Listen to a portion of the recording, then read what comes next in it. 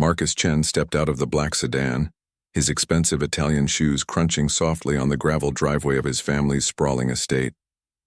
The 42-year-old tech mogul had built his empire from nothing, transforming a small software startup into a billion-dollar corporation that dominated 3 continents.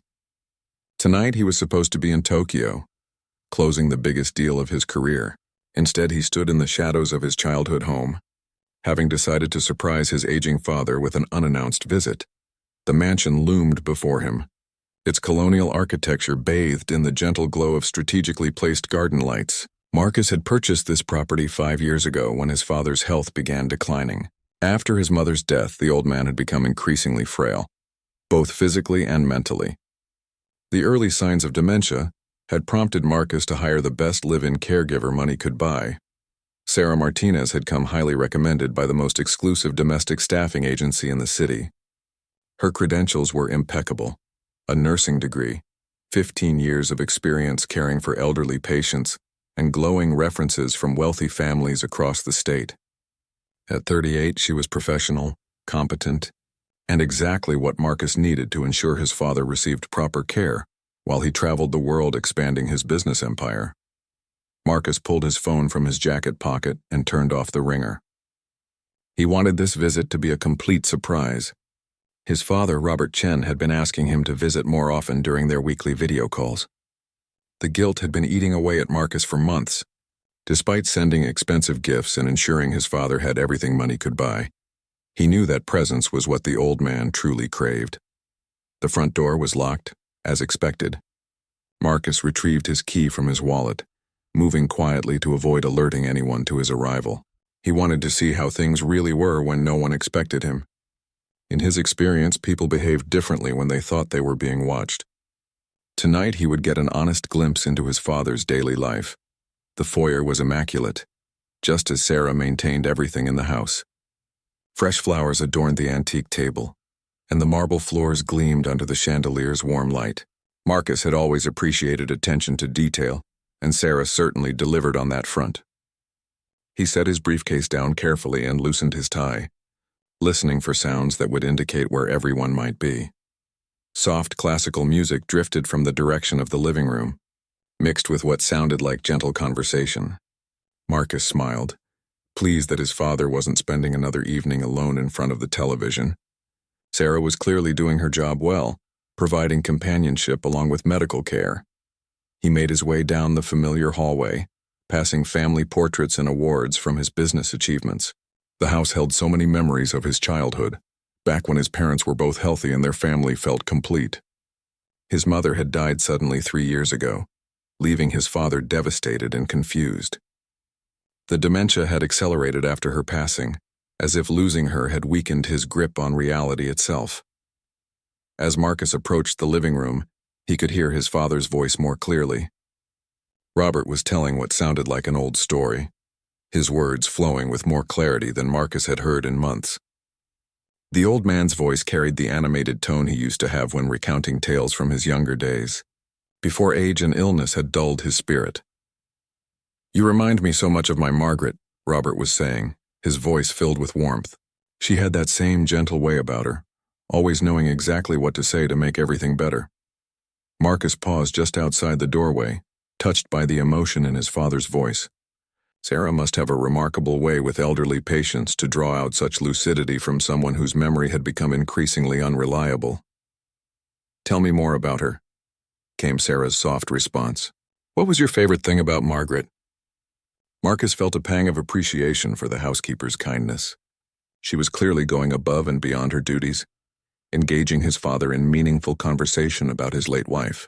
This was exactly why Marcus had insisted on hiring the best possible caregiver, someone who would treat his father with dignity and genuine care, rather than simply fulfilling basic medical obligations. "She could make the most ordinary day feel special," Robert continued, his voice growing stronger with each word. "Just by being there, by listening, by caring about the little things that mattered to me. I never thought I'd feel that way about anyone again after she passed." Something in his father's tone gave Marcus pause. There was an intimacy to the conversation that seemed to go beyond the typical caregiver-patient relationship. He stepped closer to the doorway, remaining hidden in the shadows while straining to hear more clearly. "I feel the same way." Sarah's voice was barely above a whisper, but Marcus caught every word. "These past months with you have been unexpected. I never planned for this to happen." Marcus frowned, trying to understand what he was hearing. The conversation had taken on a tone that made him increasingly uncomfortable. What exactly had been happening in his absence? What kind of relationship had developed between his father and the woman he'd hired to provide professional care? "I know it's complicated," Robert said, his voice carrying a strength and clarity that shocked Marcus. "With your situation, with Marcus, with everything. But I can't pretend anymore that what I feel for you is just gratitude." The blood drained from Marcus's face as the implications of his father's words began to sink in. This wasn't the confused rambling of a man suffering from dementia. Robert sounded more coherent and emotionally present than he had in years. Whatever was happening between him and Sarah had apparently given the old man a new lease on life.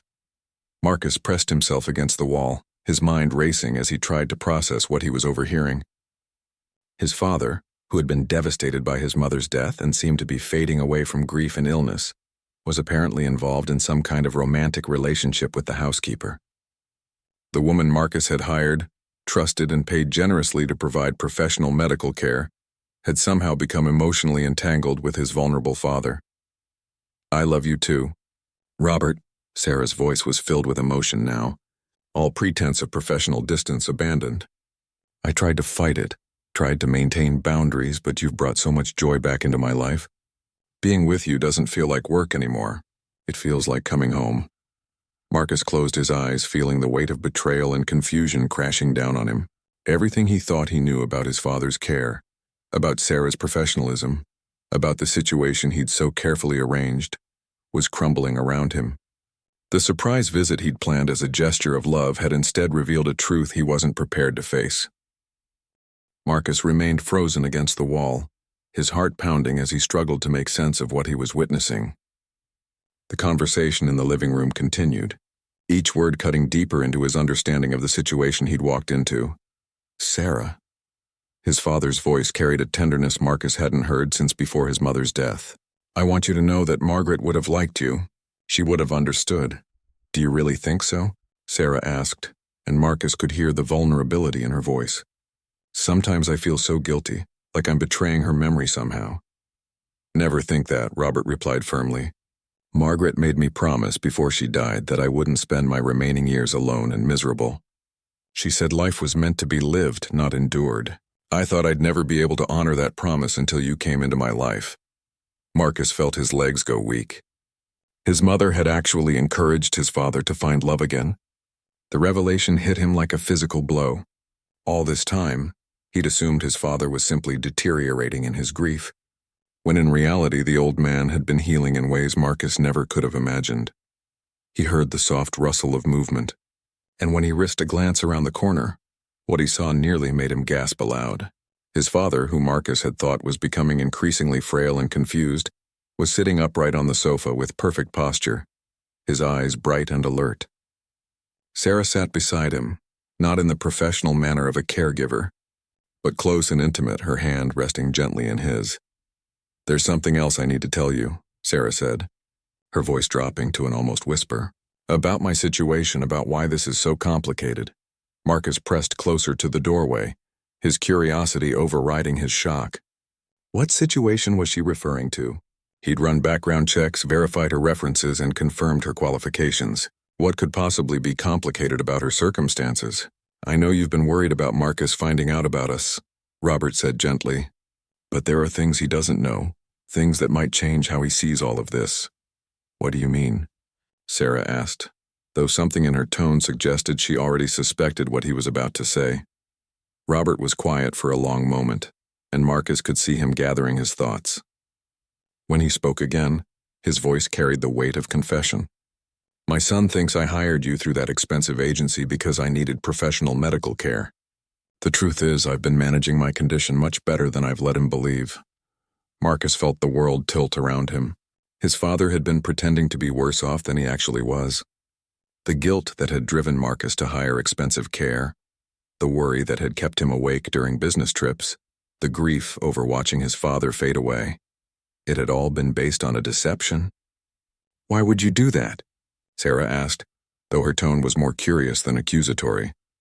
"Because I was lonely," Robert admitted, "and because I knew my son. Marcus shows love by trying to solve problems, by throwing money at situations until they're fixed. I needed human connection, not just medical care. If I'd told him I was managing fine physically, he would have just hired a part-time housekeeper and continued with his busy life, visiting once or twice a year." The honesty in his father's voice was devastating. Marcus realized that his attempts to provide the best possible care had been based on a fundamental misunderstanding of what his father actually needed. The old man hadn't wanted professional medical assistance. He'd wanted companionship, attention, and love. "So you exaggerated your symptoms?" Sarah asked. "I didn't lie about the dementia episodes," Robert clarified. "They were real, especially in the months right after Margaret died. But they've been getting better, not worse, particularly since you arrived. Having someone to talk to, someone who cares about me as a person rather than just a patient, has helped more than any medication ever could." Marcus leaned heavily against the wall, processing this information. His father's condition had been improving, not deteriorating. The man he'd been worried about losing to disease was actually getting stronger, more alert, more engaged with life, and it was all because of the woman Marcus had hired to provide what he thought was end-of-life care. "There's more," Robert continued, and Marcus braced himself for another revelation. "The agency didn't actually send you to us." Sarah was quiet, and Marcus could sense her tension even from his hiding spot in the hallway. "I contacted you directly," Robert explained. "I'd heard about your work from the Thompsons down the street. They told me about how you'd cared for Eleanor Thompson in her final months, how you'd treated her like family rather than just a job. That's what I needed, someone who would see me as a person, not just a medical case." "But the agency paperwork, the references," Sarah started. "All arranged after the fact," Robert said. "I needed Marcus to believe you'd come through proper channels or he never would have accepted you. I may be old, but I still have connections." Getting the documentation to look official wasn't difficult. Marcus felt like he was learning about a completely different father than the one he thought he knew. The man in the living room wasn't the confused, helpless, elderly patient Marcus had been picturing. This was someone who had orchestrated an elaborate plan to get the companionship he needed, while maintaining his son's peace of mind. "I have my own confession," Sarah said quietly. "I haven't been entirely honest either." Marcus held his breath, wondering what other secrets were about to be revealed. "I knew who you were before I came here," Sarah admitted.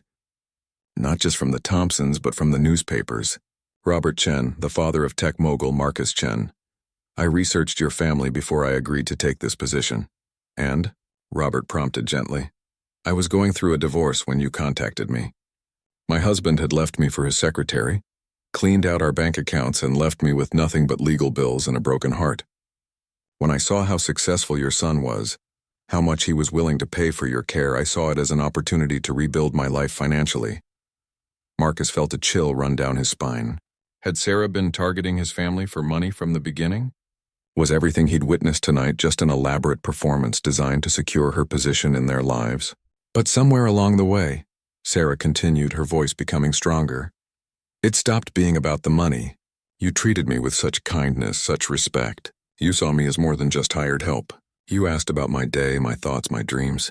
You made me feel valued in a way my ex-husband never did." "When did you know?" Robert asked softly.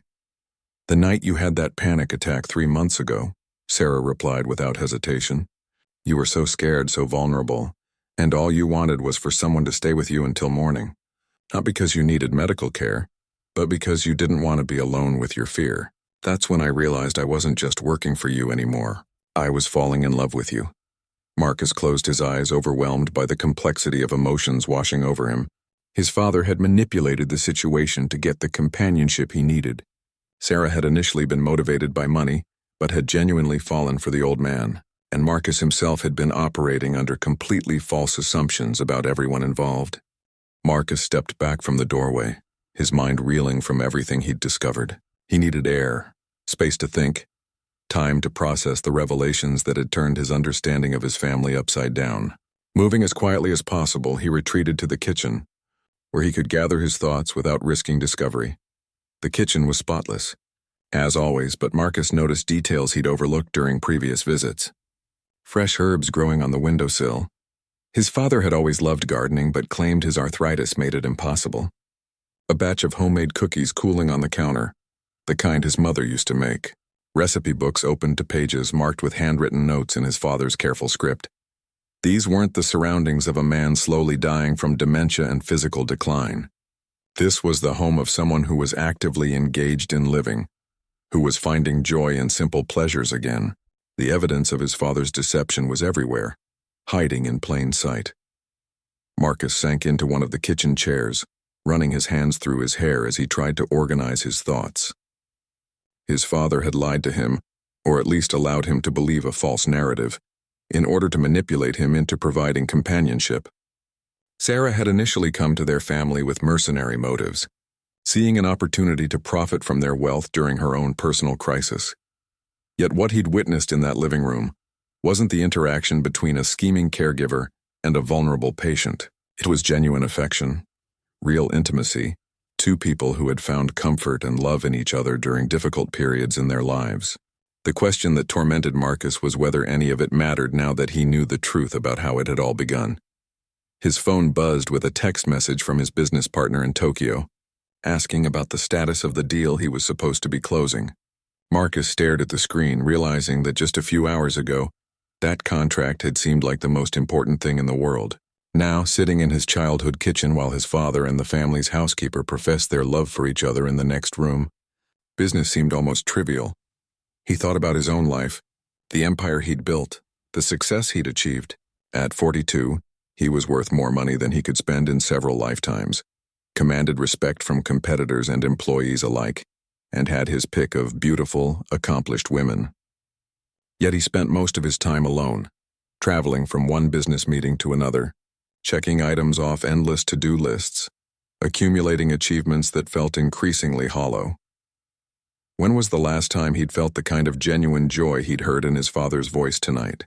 When had anyone ever looked at him the way Sarah had been looking at Robert?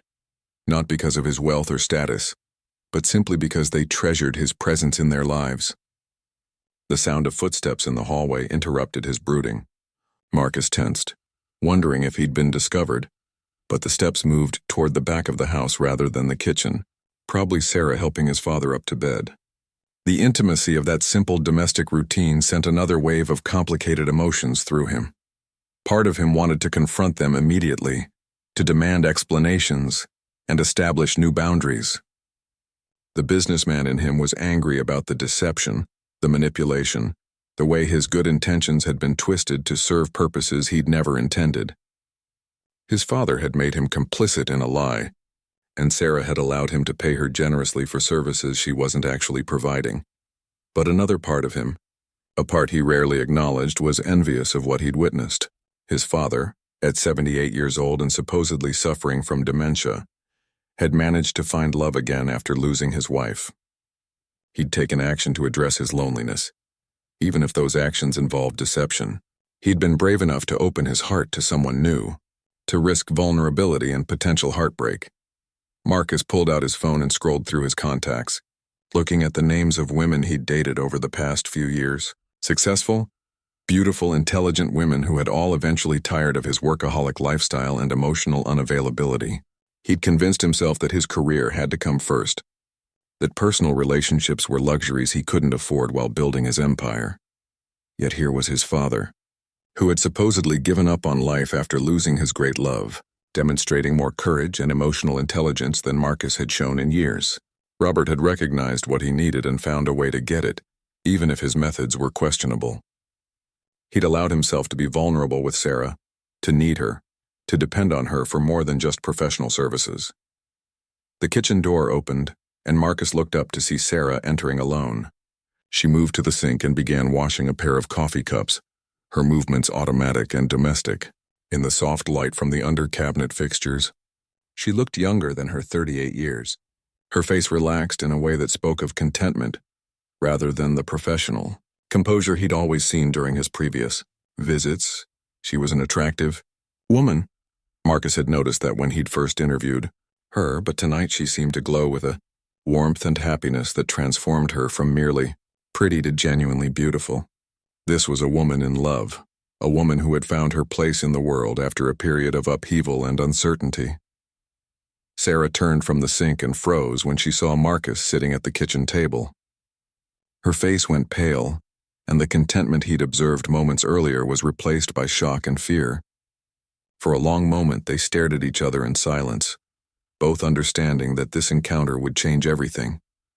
"Mr. Chen," Sarah said finally, her voice barely above a whisper. "I didn't know you were coming tonight."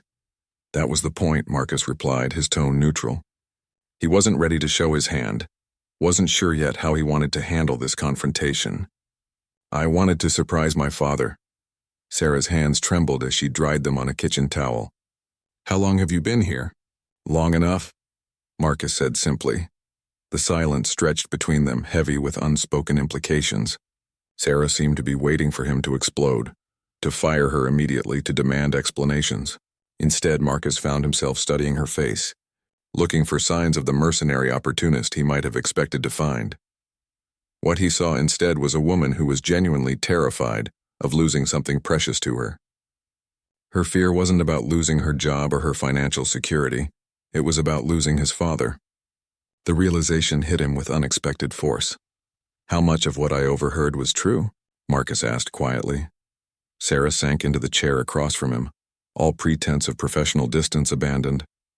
"All of it," she said. "I know how it must sound, how it must look to you. I know you have every right to throw me out of this house tonight and never let me see him again."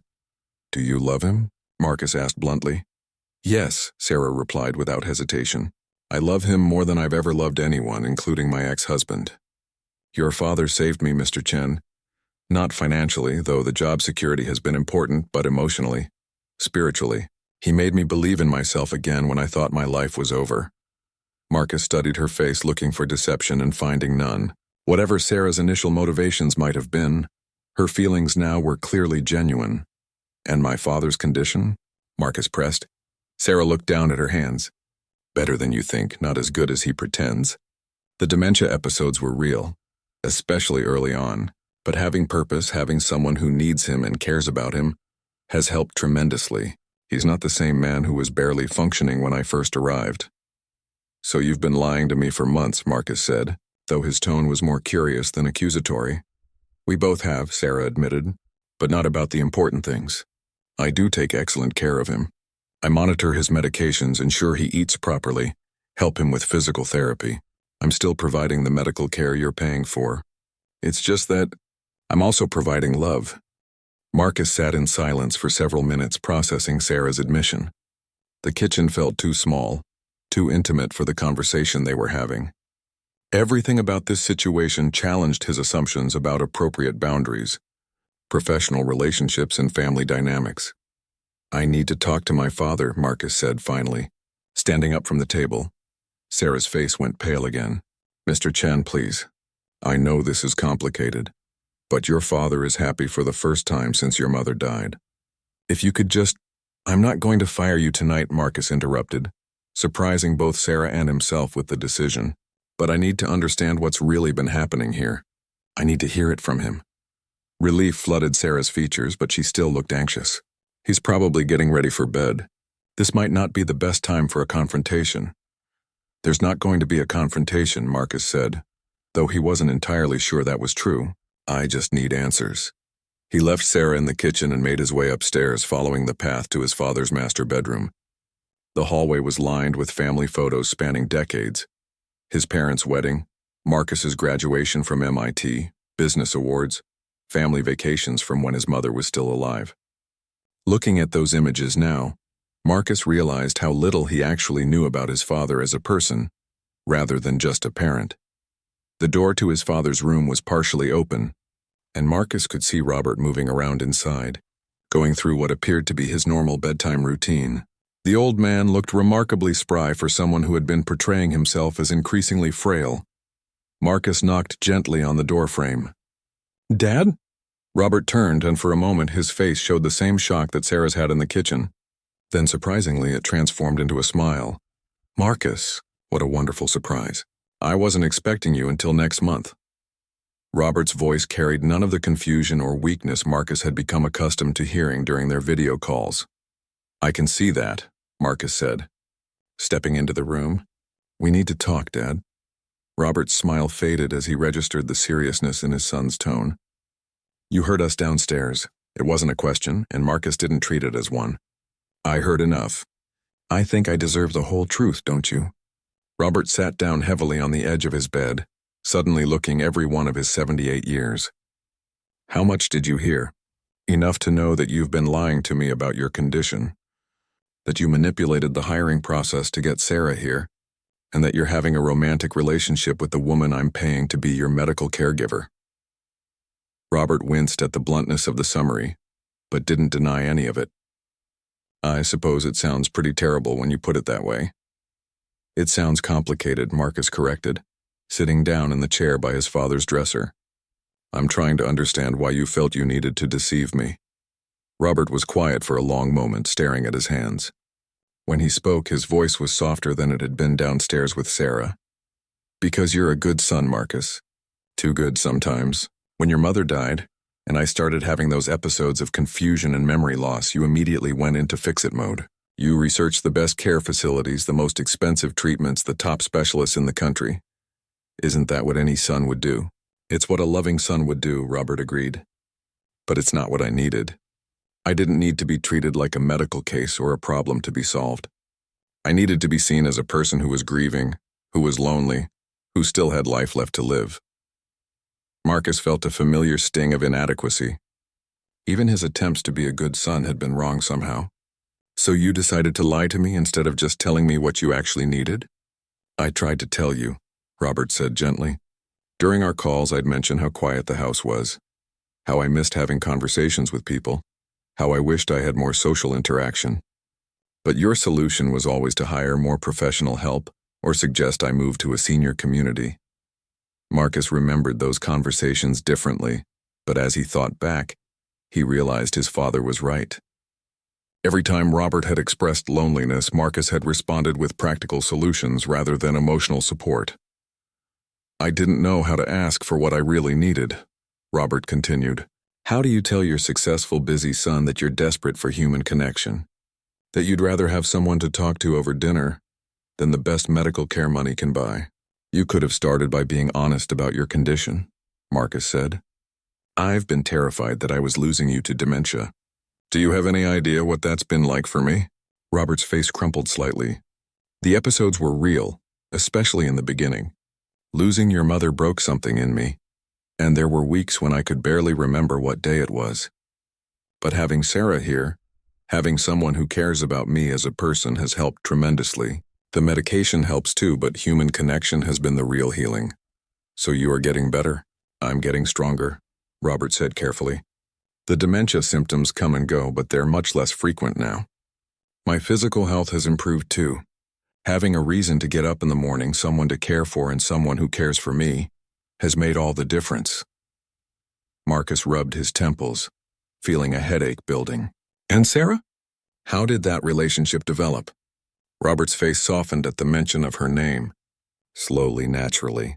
She started as exactly what you hired her to be, a professional caregiver. But she was also kind, patient, intelligent. She listened to my stories about your mother without looking bored. She asked about my life before I got old, my interests, my opinions on things. When did it become romantic? I'm not sure there was a specific moment," Robert admitted. "It was gradual. She'd sit with me during meals instead of just preparing my food and leaving. We'd watch movies together, discuss books, play chess. She started staying up later to keep me company when I couldn't sleep. Somewhere along the way, it stopped feeling like a professional relationship and started feeling like friendship. And then you fell in love with her," Marcus finished. "And then I fell in love with her," Robert confirmed. "I thought I was too old. That part of my life was over when your mother died. Sarah showed me that wasn't true." Marcus studied his father's face, seeing an animation and joy there that had been absent for years. Whatever else might be true about this situation, Robert was clearly happier than he'd been since before his wife's death. "Does she love you, or does she love your money?" Marcus asked bluntly. Robert smiled. "Both probably, and I don't mind.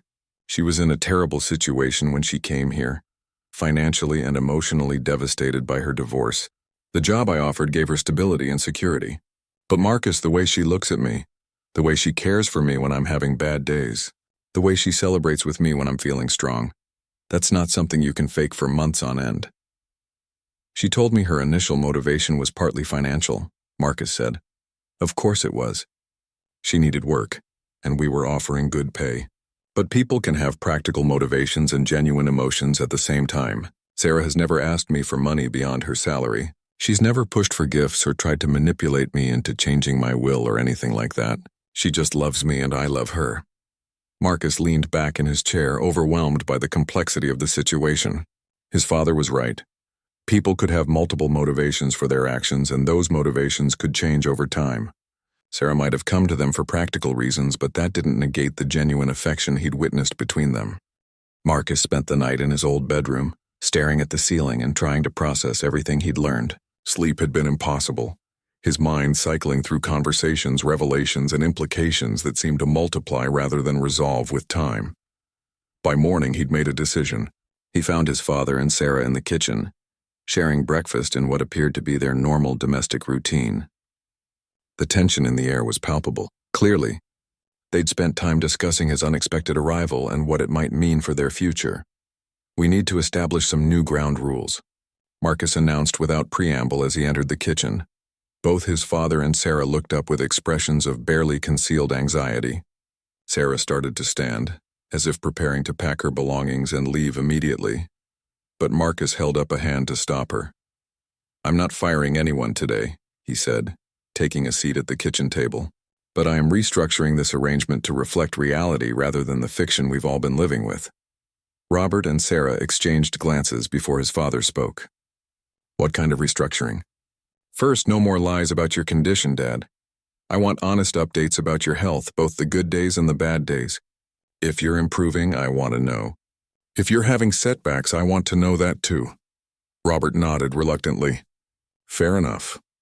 "Second," Marcus turned to Sarah, "I want complete transparency about your role here. You're no longer just a medical caregiver. You're apparently my father's girlfriend. That changes the dynamic of this arrangement significantly." Sarah's cheeks flushed, but she maintained eye contact. "What does that mean, practically speaking?" Marcus had been wrestling with this question all night. "It means I need to know what your intentions are. Are you planning to marry my father? Are you looking at this as a temporary relationship? Do you see yourself here long-term?" Sarah started, then stopped, clearly struggling with how to answer. "It's a fair question," Robert said gently, reaching over to take Sarah's hand. "Marcus has a right to know what he's supporting financially." "I love your father," Sarah said firmly. "I'm not going anywhere unless he wants me to leave or you force me out. As for marriage," she looked at Robert with obvious affection. "We haven't discussed it specifically, but I'd say yes if he asked." Robert squeezed her hand, smiling in a way that made him look decades younger. Marcus felt another wave of conflicted emotions. Part of him was happy to see his father so content, but another part worried about the practical implications of the relationship. "There are legal considerations," Marcus said carefully. "If you two are serious about this relationship, there need to be proper protections in place for everyone involved." "What kind of protections?" Robert asked. "A prenuptial agreement for starters if you decide to marry. Clear documentation about Sarah's role and compensation. Proper medical power of attorney arrangements. I'm not saying this to be cruel," Marcus added quickly, seeing the hurt expressions on both their faces, "but to protect all of us from potential complications down the road." Sarah nodded slowly. "That makes sense. I wouldn't want there to be any questions about my motivations or intentions. I also need to be honest about something," Marcus continued. "This situation makes me uncomfortable, not because I don't want Dad to be happy, but because it challenges everything I thought I knew about our family dynamic." "How so?" Robert asked. Marcus chose his words carefully. "I thought I was taking care of you, making sure you had everything you needed. Instead, I discover that you've been managing your own life quite well, manipulating situations to get what you actually wanted. It makes me question whether I really know you at all." Robert's expression grew serious. "You do know me, Marcus. You know that I'm stubborn, that I hate being treated like an invalid, and that I've always been better at showing love through actions than words. What you didn't know was how desperate I was for companionship after your mother died. You could have just told me that directly, Marcus said. Could I? Robert challenged gently. When was the last time we had a conversation about feelings, about what we actually need from each other rather than just practical arrangements? You show love by providing and protecting. I show love by trying not to be a burden. Neither of us is particularly good at emotional honesty. The observation stung because it was accurate. Marcus realized that even now, in the middle of this unprecedented family crisis, he was approaching it like a business problem to be solved rather than an emotional situation to be navigated. There's something else we need to discuss, Marcus said, shifting to what he considered safer ground. The financial arrangements. Sarah tensed again, clearly expecting the worst. I've been paying you as a full-time medical caregiver, Marcus continued. If you're also serving as Dad's companion and partner, that's a different role entirely. It seems unfair to pay you a caregiver's salary for what has become a much more complex position. I don't want more money, Sarah said quickly. I don't want you to think this is about financial gain. But it should be about fairness, Marcus replied. If you're committed to this relationship, if you're planning to build a life with my father, then you deserve security and recognition for that commitment. Robert looked intrigued. What are you suggesting? Marcus had spent hours thinking about this during his sleepless night. I'm suggesting we restructure the entire arrangement. Instead of paying Sarah as an employee, I set up a trust fund that provides for both of you. It would ensure that you're both financially secure regardless of what happens with Dad's health or my business situation. That's very generous, Sarah said slowly. But it feels like too much. It's practical, Marcus corrected. If something happens to me, I want to know that Dad is taken care of by someone who genuinely loves him. If something happens to Dad, I want to know that the person who spent their time caring for him isn't left with nothing. The three of them sat in silence for several minutes, each processing the implications of Marcus's proposal. There's one more thing, Marcus said finally. I need to understand what my role is in this new dynamic. Am I still Dad's son who visits occasionally? Or am I part of a family unit that includes Sarah? Robert and Sarah exchanged another glance before his father answered. What would you prefer? Marcus had been dreading this question because he wasn't sure of the answer. I honestly don't know. I'm not used to sharing family decisions or including other people in personal matters, but I also recognize that Sarah isn't going anywhere and pretending otherwise would be foolish. I'd like to try being part of a family unit, Sarah said quietly. I haven't had that in a long time, and I think your father has missed it too. It would mean more involvement in both directions, Robert added. You'd need to include Sarah in family discussions, but Sarah would also need to be comfortable with you having opinions about decisions that affect Dad's welfare. Marcus nodded slowly. The arrangement would require trust and communication from all of them, qualities that hadn't exactly been abundant in their recent history. I have one condition, Marcus said. Complete honesty going forward. No more manipulation, no more lies of omission, no more trying to manage my reactions by controlling information. If we're going to function as a family, we need to trust each other with the truth. Agreed, Robert said immediately. Agreed, Sarah echoed. Marcus looked around the kitchen table at his father and the woman who had become so important to him. 6 months ago, if someone had told him he'd be negotiating family dynamics with his father's girlfriend, he would have laughed at the absurdity of it. Now it felt like the most natural thing in the world. All right then, Marcus said, extending his hand across the table. Let's try this family thing. Robert shook his hand first, followed by Sarah, whose grip was firm and confident. For the first time since arriving at the house, Marcus felt like they were all on the same side, working toward the same goals rather than operating from hidden agendas and unspoken fears. 6 months later, Marcus stood in the same kitchen where he'd confronted his father and Sarah, but everything felt different now. The morning sun streamed through windows adorned with new curtains that Sarah had chosen, and the smell of fresh coffee mixed with the aroma of homemade bread. The house had transformed from a medical facility disguised as a home into an actual home where 3 adults had learned to function as an unconventional but loving family. The lawyer called yesterday, Marcus announced as he joined his father and Sarah for their weekly family breakfast. The trust fund paperwork is finalized, and the prenuptial agreement has been filed with the court. Robert and Sarah had gotten married 3 months earlier in a small ceremony in the backyard, with Marcus serving as his father's best man.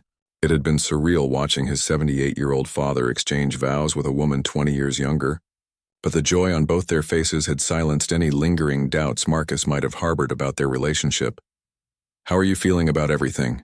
Sarah asked, pouring Marcus a cup of coffee with the easy familiarity that had developed between them. She'd stopped treating him like an employer and started treating him like family, which had taken some adjustment for all of them. "Surprisingly good," Marcus admitted. "I keep expecting to feel weird about Dad being married again, but mostly I just feel relieved." "Relieved?" Robert asked, raising an eyebrow. "Relieved that you're happy," Marcus clarified. "Relieved that I don't have to worry about you being lonely or neglected.